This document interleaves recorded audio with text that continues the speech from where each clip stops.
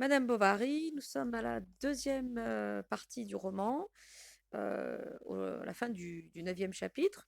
Alors pour rappel, le- quelques points quand même sur pourquoi cet extrait, sur le parcours associé à la princesse de Clèves, Madame de Lafayette, et pourquoi dans ce chapitre, cette fin de chapitre en particulier, et pourquoi tailler comme ça. Quelques éléments donc d'introduction et de justification, hein. Madame Bovary, c'est presque le roman devenu impossible à présenter tant il est incontournable.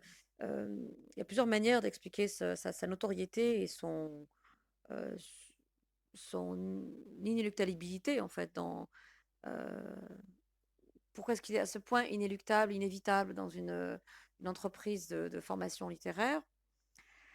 Parce que au fond, il est d'une modernité folle et qu'il porte en lui, au fond, l'aboutissement de plusieurs siècles déjà accomplis de travail sur le roman et qu'il porte aussi en lui, en germe, une nouvelle manière, en fait. Peut-être que c'est ça qui explique aussi, c'est ce carrefour, en fait, auquel il se place.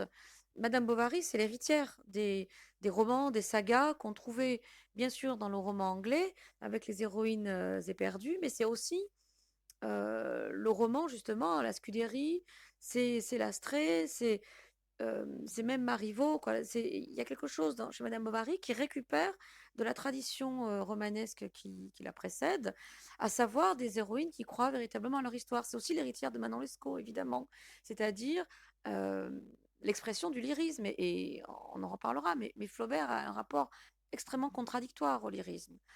Euh, Madame Bovary, enfin Emma Bovary en tous les cas, Emma Rouault qui devient Emma Bovary, notre personnage douloureusement éponyme, euh, est quand même la fille vraiment de toutes ces grandes héroïnes, parce qu'elle est la fille d'une série de fantasmes qui ont jalonné la grande histoire littéraire.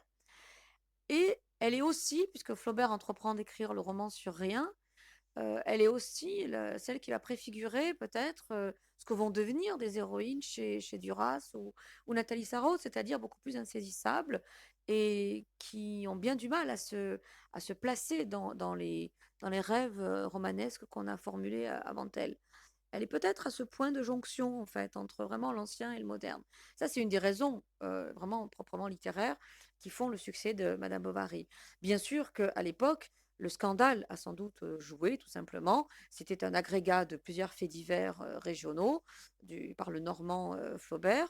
Et cet assemblage retravaillé, qui était vraiment le point de départ, le prétexte de ce roman, euh, a été déjà dès le départ donc un phénomène d'actualité et qui est rentré aussi dans l'actualité du moment parce que lorsqu'il y a eu la publication en feuilleton et la première vague, disons donc de publication, le roman a été assigné en justice au même moment que celui d'un de ses admirateurs et amis, c'est-à-dire Baudelaire. On a eu en 57 le double procès et les actes du procès de Madame Bovary. Rappelons que Flaubert a gagné son procès, contrairement à Baudelaire. Ils étaient tombés sur le même procureur, sur le fameux procureur Pinard, qui est resté dans l'histoire littéraire pour avoir assigné en justice finalement les deux chefs-d'œuvre du 19e siècle. Bon, passé cet aspect anecdotique, Flaubert en fait n'a eu de cesse de préciser les enjeux de son roman et de justifier en fait son esthétique. La vraie question, c'est aussi qu'est-ce qui est mis en procès dans Madame Bovary. Ça l'a quand même pas mal miné, mais ça a aussi eu un effet, bien sûr, immédiatement retentissant. Et comme toujours, on dirait aujourd'hui que ça a fait le buzz, bien sûr. Troisième aspect qui restait aussi dans la tradition exégétique, c'est que 53, j'allais dire mensualités, quoi. C'est long comme un leasing automobile. C'est-à-dire qu'on est sur un temps long de l'écriture. Alors, c'est pas nouveau, en fait, hein, en matière euh, artistique. Euh, L'idée de... Enfin, il y a tout, évidemment, et son contraire dans la tradition artistique.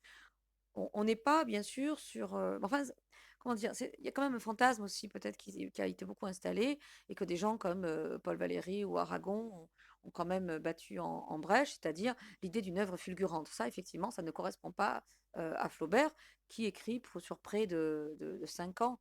Alors, en plus, avec cette littérature dont on bénéficie, qui est tout le paratexte flaubertien, c'est-à-dire la correspondance en grande partie, mais pas seulement, où Flaubert s'est beaucoup expliqué sur les fameux affres de l'écriture, les migraines que lui donnait sa Bovary. Il avait un rapport, bien sûr, c'est peut-être encore une quatrième vague explicative sur la place très particulière qu'occupe ce roman. Ce rapport, d'ailleurs, qui est tombé dans la formulation apocryphe, quoi, le Madame Bovary, c'est moi, que Flaubert n'a jamais prononcé, en tout cas qu'on n'a jamais retrouvé, s'explique en partie, on a pu accréditer ou longtemps croire à cette jolie fable, parce qu'en fait, Flaubert, dans sa correspondance, parle aussi bien de la Bovary sur un ton un peu désinvolte, personnage dont il réprouve hein, le lyrisme petit bourgeois, et donc il méprise en fait son personnage, elle lui donne des migraines affreuses, et en même temps, même s'il s'en défend et qu'il vous dit que l'écrivain est nulle part, enfin, présent partout, visible nulle part, ce qui est encore plus épineux, mais il y met beaucoup de lui-même en vérité. Et même si Flaubert s'en défend, parce qu'il ne veut pas adhérer à la définition trop introspective du lyrisme, il y en a un autre de lyrisme. Et c'est pour ça que je renvoyais à Jean-Michel Maupoy, on n'est pas obligé d'adhérer au lyrisme tel que Flaubert a dû ensuite le révoquer. Il y a un autre lyrisme dans lequel Flaubert s'inscrit et duquel il ne s'est jamais vraiment départi, c'est le lyrisme en forme de montée vers le sublime. Voilà. Alors Flaubert, bien sûr qu'il a un rapport distant en fait à Victor Hugo, contrairement à Baudelaire, son camarade, qui revendique pleinement l'héritage romantique et hugolien, qui le revendique sans réserve. Flaubert, lui, veut se distancier de cet héritage-là, mais il en est l'enfant, quoi. C'est aussi un enfant de son siècle, quoi, comme Chateaubriand. Il en a en tout cas le goût pour un certain goût épique, le goût d'échapper à soi, par exemple, qui est quand même un des enjeux aussi du romantisme, de partir de soi pour s'en échapper. Bien, Flaubert aussi a ça, et c'est aussi dans sa littérature de voyage, tout revient en vérité vers lui. Et Madame Bovary, par exemple, il y a une lecture qui n'est sans doute pas la lecture la plus satisfaisante, mais ce serait mensonger d'oublier que Flaubert, la documentation sur le monde médical, il n'est pas allé la chercher très loin parce qu'il vient d'un milieu médical, et que euh, les amours contrariés, le rapport aussi à la capitale, à la grande ville, qui sont les tentatives successives d'Emma, hein, réparties sur trois parties, c'est aussi le rapport de Flaubert entre la province normande et Paris. Voilà, donc il n'est pas sans rapport avec son héroïne, et ça explique beaucoup de la relation fébrile et torturée qu'il a avec ce personnage, qui est quand même le personnage de sa vie. Même si bon, j'imagine que les Flaubertiens pourraient dire aussi combien Bouvard et Pécuchet ont occupé leur auteur. Bon, c'est quand même l'homme de majoritairement 3 romans, même s'il y a une série de contes et beaucoup de récits de voyage, et une pesante correspondance et une éclairante. Quand je dis pesante, c'est au sens purement physique. Euh, Flaubert est beaucoup, bien sûr, l'homme de Madame Bovary. Ce roman qui est de tous les programmes, de toutes sortes, c'est-à-dire de recrutement enseignant, c'est-à-dire de classe prépa, c'est-à-dire de recrutement aux UNS. Enfin, c'est incontournable roman français, c'est le Jane Austen, c'est le Haut Hurlevent à la française, évidemment. Et peut-être aussi parce qu'il y a des séries de mystères successifs chez ce personnage, si nous arrivons plus précisément à présenter le roman. Emma Bovary, justement, elle n'est pas qu'Emma Bovary, et c'est bien le problème. Elle est Emma, elle est la lectrice Emma, elle est Emma Rouault, elle est Emma Bovary, elle est celle qui meurt en 3 chapitres, la dernière partie. En fait, il y a plusieurs facettes chez ce personnage, et de même que Flaubert avait un rapport houleux à son personnage, la tradition littéraire et les lecteurs sont tout autant durablement fascinés par ce personnage euh, à plusieurs strates. Nous avons en fait aussi, peut-être parce qu'il part, il arrive trop tard et il part trop vite, ce personnage. Il n'arrive pas tout à fait au premier chapitre, hein, il n'arrive qu'au deuxième chapitre du roman, et il part avant le dernier chapitre. C'est une drôle de destinée aussi qu'Emma, qui fait partie de ces personnages qui ont mal commencé et mal terminé leur histoire, qui ne collent pas tout à fait à la chronologie du roman. Le roman s'ouvre évidemment après plusieurs choix d'écriture de Flaubert, dont les brouillons attestent que ce n'était pas. Voilà, que la construction a été particulièrement revue et corrigée. La dernière version fait commencer le roman avec Charles Bovary et le fait se clôturer. Là aussi, ce n'était pas forcément le cas au départ, mais se fait clôturer sur Charles et même sur la vision du fameux pharmacien de village, médisant et opportuniste, donc triomphant dans cette époque-là, avec la croix d'honneur du pharmacien. Au milieu, il y a Emma qui passe successivement par tous les registres possibles. Par moments, il y a des scènes comiques, on a des scènes burlesques, on a des scènes, je pense évidemment aux comices, hein, au chapitre 8 de la première partie, mais on a des scènes lyriques, des envolées lyriques chez Emma. On a une naïveté, bien sûr, qui en fait une cible facile pour des esprits plus chagrins et cyniques. Donc on a aussi des moments très satiriques, bien sûr, dans ce roman, qui est peut-être féroce. Et on a une Emma qui est quasiment, qui accède à un statut de martyr tragique, avec voilà l'Angélus, Justin, enfin l'aveugle. La fin d'Emma Bovary est quand même une des plus belles fins de roman possibles. Bon, je spoil, pardon, le roman pour. Enfin, on s'en doutait bien que si c'est une grande héroïne, elle devait forcément mourir, évidemment, on s'en doutait bien. Euh, nous situons. Alors, j'ai choisi de prendre un passage qui est très connu et qui est un passage surtout qui m'intéressait parce qu'il était vraiment au carrefour, à plus d'un titre. D'abord, nous sommes au milieu de la plus grande des trois parties. Le roman est construit sur trois ensembles successifs avec une gradation euh, jusqu'à la fin de la deuxième partie et ensuite un décrescendo.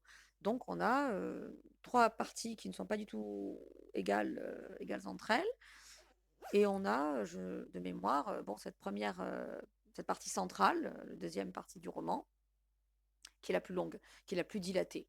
C'est-à-dire le nœud, hein, le nœud, la crise, tout cela est contenu dans cette deuxième partie particulièrement soignée par Flaubert, parce qu'elle contient tous les éléments de la condamnation en fait de son personnage, qui va tomber amoureuse, enfin plutôt qui veut tomber amoureuse, et donc qui va tomber amoureuse. C'est parce qu'elle le veut qu'elle tombe amoureuse successivement d'un petit clerc de province un peu palichon, mais qui va prendre de l'assurance et bien sûr se détacher d'elle, Léon. Et là, elle arrive sur la deuxième histoire avec le fameux Rodolphe de la Huchette, qui est un hobereau, hein, un gentilhomme provincial, d'une petite noblesse, j'allais dire forestière. Euh, et Emma est persuadée que c'est l'amour de sa vie. Il va vraiment la précipiter dans les dettes, et bien sûr, il ne sera pas là ce sera une des dernières personnes qu'elle ira voir lorsqu'en troisième partie, elle cherchera un recours contre cet engloutissement qui va être son destin. Rodolphe, là aussi je spoil la fin du roman, Rodolphe va bien sûr s'en détourner et se détacher hein, d'Emma. Nous assistons à ça, je ne devrais peut-être pas le dire, parce que je devrais laisser les lecteurs plus innocents face à ce texte. Pour la présentation, nous en sommes là, et j'ai choisi de découper notre extrait, qui est le 9e chapitre d'une deuxième partie, qui en compte 15, si mes souvenirs sont bons. Donc on est plutôt vers la fin de la deuxième partie, par la fin de la partie centrale du roman. Donc on a basculé en fait déjà dans la deuxième moitié du roman. Et nous arrivons à un point où Emma, la fameuse scène que Flaubert appelle très crûment la scène de la Bézade, a déjà eu lieu, c'est-à-dire que le couple illégitime hein, s'est déjà formé, après une rencontre pour le moins évidemment burlesque enfin, aux comices agricoles, et donc des rendez-vous champêtres. C'est Lady Chatterley, quoi, la puissance en moins peut-être. Et Emma retrouve son amant, nous en sommes là, elle court autant qu'elle peut, le plus possible, vers son amant Rodolphe. Voilà pour la situation de ce texte.